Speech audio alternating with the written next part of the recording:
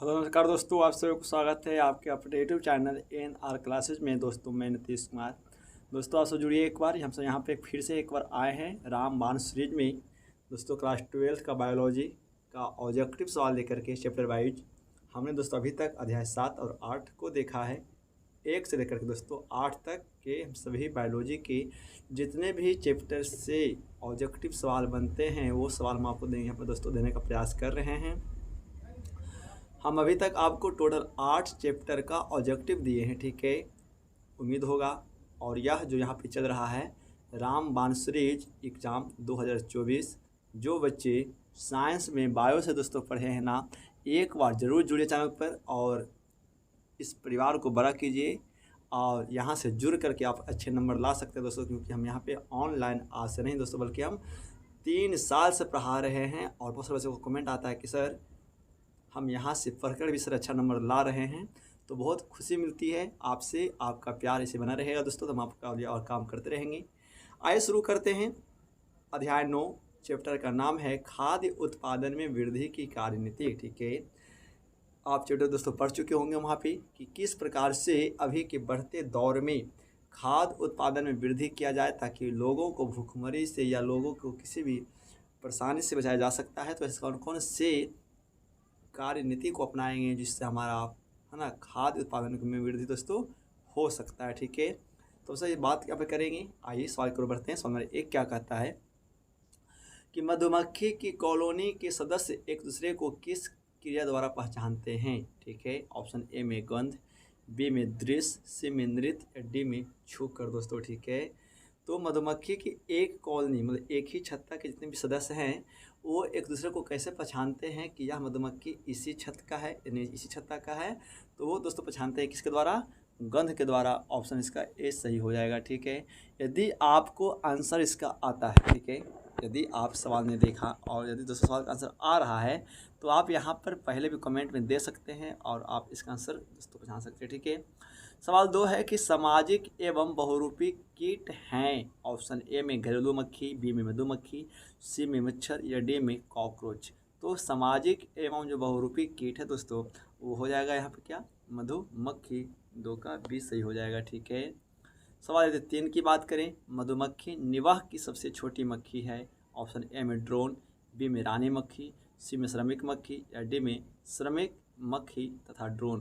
तो दोस्तों बताना क्या है कि मक्खी निवाह की जो सबसे जो छोटी मक्खी है वो कौन सा होगा दोस्तों। तो यहाँ पे होने वाला है कौन, श्रमिक मधुमक्खी जो होता है वो काफ़ी छोटा होता है दोस्तों।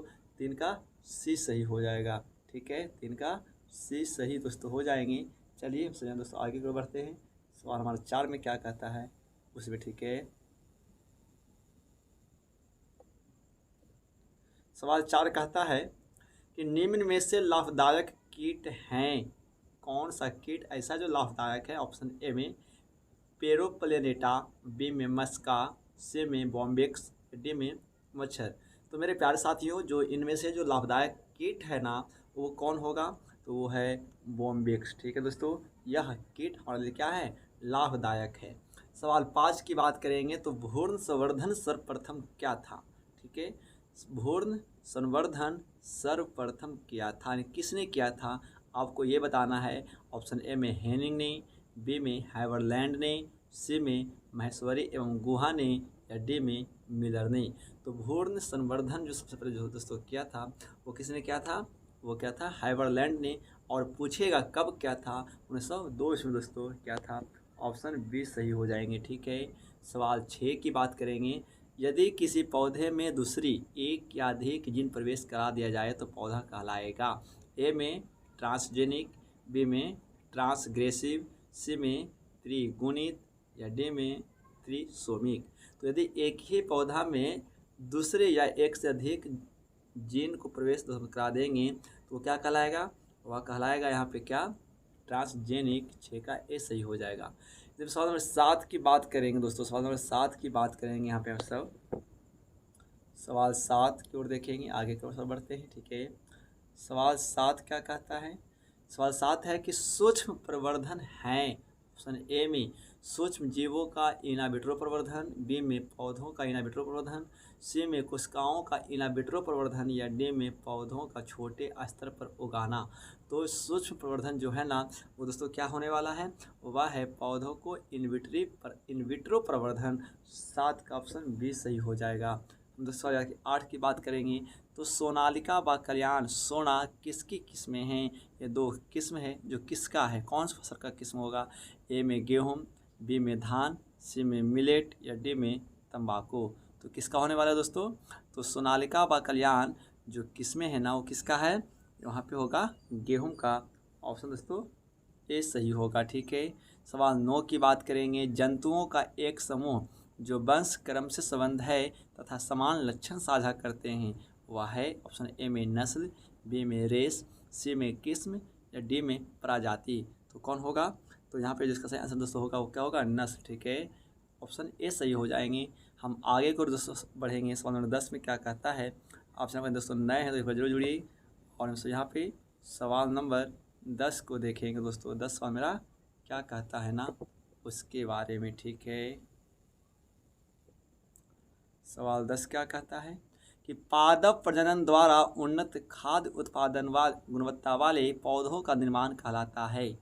पादप प्रजनन द्वारा जब उन्नत खाद्य गुण वाले जब पौधा का निर्माण होता है तो इसे क्या कहते हैं। ऑप्शन ए में बायोफोर्टिफिकेशन, बी में बायोमैग्निफिकेशन, सी में बायोडिग्रेडेशन, या डी में इनमें एक कोई नहीं। तो पादप प्रजनन के द्वारा जब दोस्तों उन्नत खाद्य वाले पौधों का निर्माण होता है तो उसे क्या कहते हैं, उसे बायोफोर्टिफिकेशन कहते हैं, है ना। ठीक है, सॉरी यहाँ की बात करेंगे तो प्रोटीन प्रचुरता वाला पादप है, यानी ऐसा कौन सा पादप है जिसमें प्रोटीन बहुत सारे मात्रा में पाया जाता है। ऑप्शन ए में यूरोथ्रिक्स, बी में एस्पारुलिना, सी में मॉस, या डी में एस्पारोगायरा। तो यहाँ पे दोस्तों जो प्रोटीन की जो प्रचुर मात्रा वाला पादप है वो कौन है यहाँ पे, तो वो हो जाएगा 11 का बी एस्पारुलिना नामक पौधा जो है वो प्रोटीन का सबसे बड़ा स्रोत है। ऑप्शन यदि 12 की बात करेंगे, भारत में हरित क्रांति के जनक कहा जाता है। ऑप्शन ए में डॉक्टर M.S. स्वामीनाथन को, बी में डॉक्टर K.C. मेहता को, सी में डॉक्टर बीरबल साहनी को, या डी में डॉक्टर S.R. कश्यप को। तो भारत में हरित क्रांति का जनक दोस्तों किसको कहा जाता है, तो कहा जाता है किसको, डॉक्टर M.S. स्वामीनाथन को। ऑप्शन ए सही हो जाएंगे दोस्तों। ठीक है, चलिए अब सवाल आगे को बढ़ते हैं। सवाल आगे क्या कहते हैं आप। ठीक है, सवाल में से 213 में आए हैं। सवाल 13 क्या कहता है,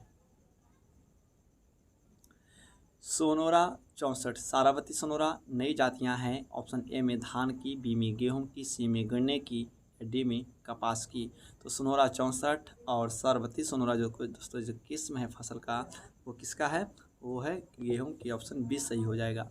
सवाल 14 बीटी फसलों के निर्माण में भाग लेने वाला जीवाणु है। ऑप्शन ए में बैसिलस ट्यूबरक्लोसिस, बी में बैसिलस यूरोथिनाजेंसिस, सी में बैसिलस रेसोसस, या डी में इनमें नहीं।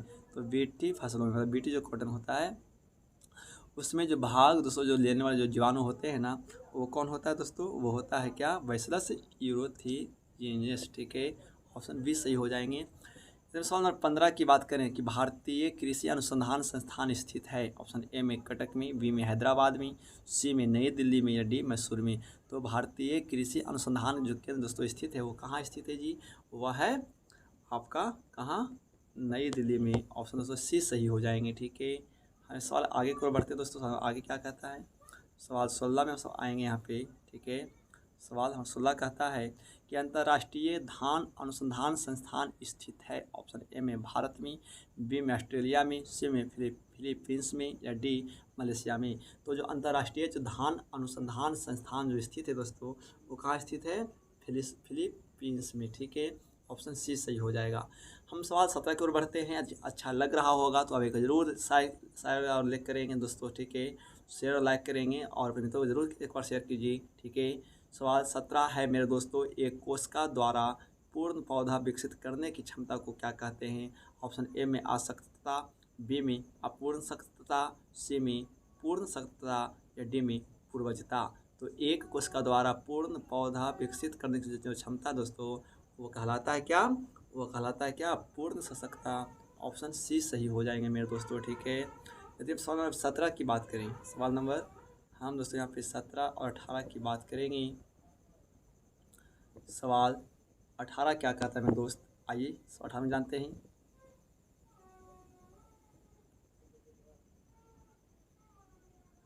अठारह में है कि संकर ओज से तात्पर्य है।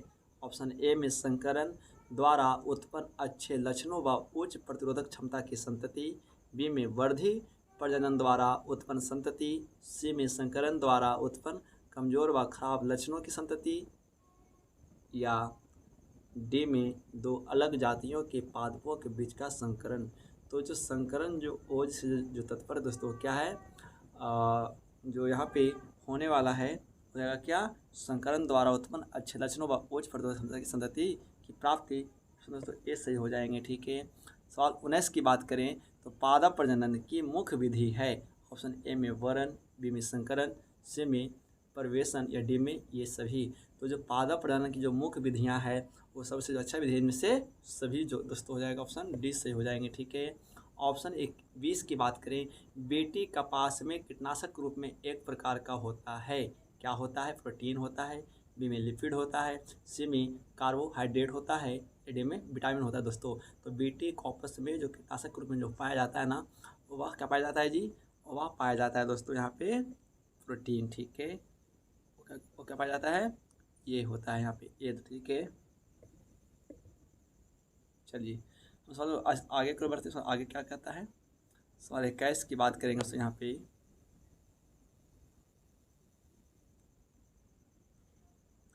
इनमें से किसमें निषेचन द्वारा और भी निषेचन के बिना भी जनन होता है। ऑप्शन ए में हाइड्रा, बी में मधुमक्खी, सी में रेशम कीट, डी में केचुआ। तो किसमें होता है जी, निषेचन द्वारा भी और बिना निषेचन के जनन होता है दोस्तों, किसमें होता है, तो वह होता है दोस्तों यहाँ पे किसमें, मधुमक्खी में। ऑप्शन बी सही हो जाएगा 21 का। सवाल 22 को बात करेंगे, मधुमक्खी का इनमें से कौन सा कार्य सबसे अधिक महत्वपूर्ण है। ऑप्शन ए में मोम का उत्पादन, बी में पौधे का परागण, सी में प्रोपिल्स का उत्पादन, या डी में प्रदूषण को रोकना। तो मधुमक्खी का जो इनमें से जो सबसे अधिक कार्य महत्वपूर्ण है वह है पौधों का परागण, ठीक है दोस्तों। इसके द्वारा भी यानी मधुमक्खियों के द्वारा भी क्या होता है, पौधों में परागण की क्रिया संपन्न होती है। सवाल 23 में आइए, मधु होता है, मधु क्या है, एक अम्लीय पदार्थ, बी में क्षारीय, सी में मध्यम, या डी में नगण्य। तो जो दोस्तों मधु है ना वो क्या है, एक अम्लीय पदार्थ होता है। हम ऑप्शन 24 की बात करेंगे, प्राकृतिक आनिशिक जनन किस में होता है। ऑप्शन ए में मधुमक्खी में, बी में रेशम कीट में, सी में केचुआ में, या डी सब कीटों में। तो जो प्राकृतिक आनिशिक जनन की क्रिया होती है वो किस में होता है, वह मधुमक्खी में होता है। ऑप्शन ए सही हो जाएगा, ठीक है मेरे दोस्तों। आगे को हम बढ़ेंगे, सवाल 25 क्या कहता है उसके बारे में, ठीक है। सवाल 25 दोस्तों क्या कहता है, आइए हम टोटल यहाँ पे 30 सवाल लेकर आए थे, ठीक है दोस्तों। उम्मीद होगा आपको अच्छा लग रहा होगा। सवाल 25 की बात करें दोस्तों, ठीक है। हम सवाल 25 की बात यहाँ पर करेंगे हम सब।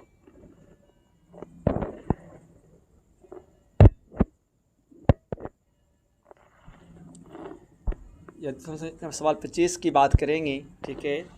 तो सवाल 25 क्या कहता है कि एपीकल्चर है। ऑप्शन ए में रेशम कीट पालन, बी में लाख कीट पालन, सी में मधुमक्खी पालन, या डी में पशुपालन। तो इनमें से एपीकल्चर दोस्तों किसे कहा जाता है, तो एपीकल्चर का जो संबंध है दोस्तों किससे है, मधुमक्खी पालन, ठीक है। यानी मधुमक्खी पालन की जो क्रिया है ना हम उसे क्या कहते हैं, एपीकल्चर कहते हैं। सवाल 26 की बात करेंगे, श्वेत क्रांति है, श्वेत क्रांति किससे जुड़ा हुआ है। ऑप्शन ए में दूध उत्पादन को बढ़ावा देना, बी में रेशम पालन को बढ़ावा देना, सी में कुक्कुट फार्मिंग, या डी इनमें से कोई नहीं। तो यहाँ पे नाम श्वेत मतलब उजला होता है, तो इसमें उजला कौन होगा, दूध ना। तो श्वेत दोस्तों जो क्रांति है वो किससे है, दूध उत्पादन से है। सवाल 26 का ऑप्शन ए सही हो जाएगा। यदि हम सवाल 27 की बात करें तो ऑप्शन है, सवाल है कि क्रॉस प्रजनन कहलाता है। ऑप्शन ए में एक ही नस्ल के उच्च किस्म के नर व मादा का बीच प्रजनन, बी में समान नस्ल के विभिन्न सदस्यों के बीच प्रजनन, दो भिन्न नस्लों के अति उत्तम नर व अति उत्तम मादा के बीच प्रजनन, डी में बिल्कुल निकट संबंधी में प्रजनन। तो जो दोस्तों जो क्रॉस प्रजनन जो है वो क्या है, वो होगा दो भिन्न नस्लों के अति उत्तम नर व अति उत्तम मादा के बीच प्रजनन की क्या क्या कहलाता है? क्रॉस प्रजनन दोस्तों कहलाता है। यहाँ पे सवाल 27 हो जाएंगे। हम सवाल 28 की बात करेंगे आगे। 28 क्या कहता है? मछली पालन को बढ़ावा देने के लिए शब्द प्रयुक्त होता है। ऑप्शन ए में श्वेत क्रांति, बी में सिल्वर क्रांति, सी में हरित क्रांति या डी में नीली क्रांति दोस्तों। ठीक है, तो मछली पालन को बढ़ावा जो देने के लिए हम जो शब्द का इस्तेमाल करते हैं दोस्तों, क्या है? वह है नीली क्रांति। ऑप्शन डी सही हो जाएगा। हम सवाल 29 की बात करेंगे। तो रेशम कीट की किस अवस्था से रेशम प्राप्त होता है? ऑप्शन ए में इमोगा से, बी में लार्वा से, सी में प्यूपा से या डी में कोकून से। तो रेशम कीट जो है वो दोस्तों किससे, और रेशम की अवस्था से जो प्राप्त होता है वो होता है यहाँ पे क्या, वो हो रहा है दोस्तों क्या, कोकून से। ठीक है, ऑप्शन डी सही हो जाएगा। और यह इस चैप्टर का लास्ट सवाल होगा कि रेशम कीट पालन को क्या कहते हैं? ऑप्शन ए में एपीकल्चर, बी में सेरीकल्चर, सी में पिसिकल्चर, डी में इसको नहीं। तो रेशम कीट पालन को क्या कहलाता है जी?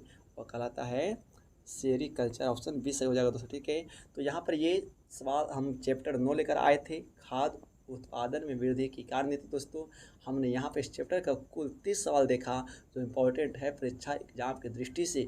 आप मित्रों को शेयर करिए और जोड़िए चैनल पे दोस्तों, और सब्सक्राइब करिए। अच्छा लगे तो एक बार ज़रूर कमेंट करके आप बोलेंगे कि हाँ सर अच्छा लगा है, गुड जॉब लिख देंगे दोस्तों। तो एक कमेंट भी हम सबको अंदर से बहुत काम करने में उत्साहित करता है। तो चलिए मिलता है अगली वीडियो में। तो नमस्कार, thanks for N R class के साथ। जय हिंद, वंदे मातरम।